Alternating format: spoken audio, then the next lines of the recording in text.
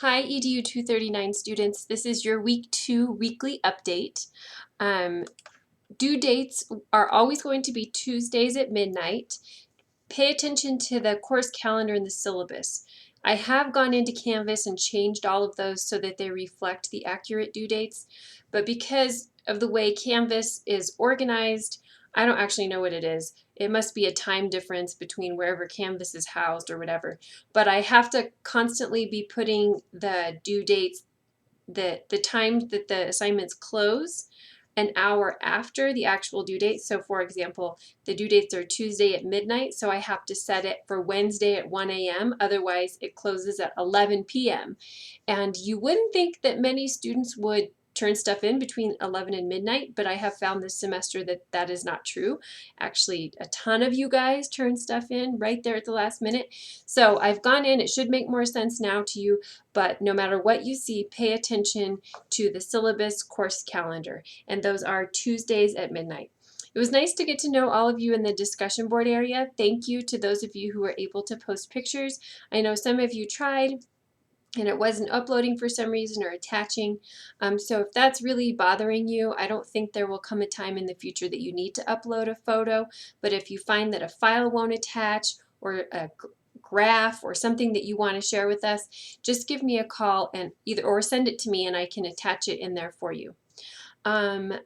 Because there was some confusion about the week 1 due dates and because we've had a few people add late, the discussion board and all the other assignments should be open until midnight tonight.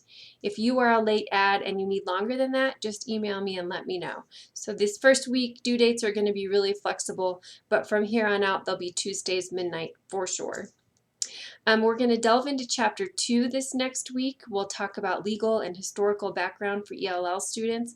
It's kind of a lot of dates and lawsuits and propositions and other things to wade through, but it is good to have that background knowledge to know how far we've come and how things have changed. Although it seems like a long time ago, it was really only about 10 years ago when a lot of the things we are doing today were put into place, at least in Arizona. So you will have an assignment where you get to look through ADE's website. There's a plethora of resources in there for you. Plan to spend quite a chunk of time on that assignment. It is called Arizona Laws and Programs. You have a few activities to do at the end of Chapter 2 on page 48 for the newer edition. So this is the newest edition. It is the 5th, although I know I had the 4th listed briefly on the syllabus. Some of you have that one instead, and that's totally fine if that's the case.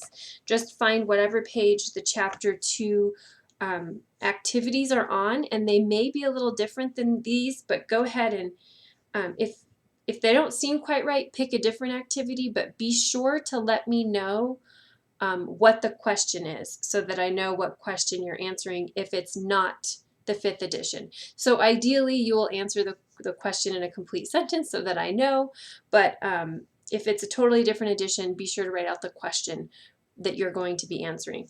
For this week, one of the questions is number 3, using Cummins Grid. It gives you a figure in the text, and there is some information in Canvas for you about it. Discuss what level of cognitive demand and context is represented by a student who performs each of the following activities.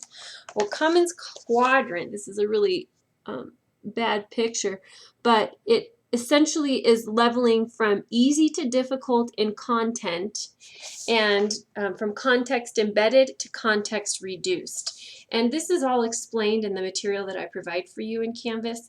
However, if you have further questions or you want to Google that or look up a YouTube video if you're confused in any way, let me know.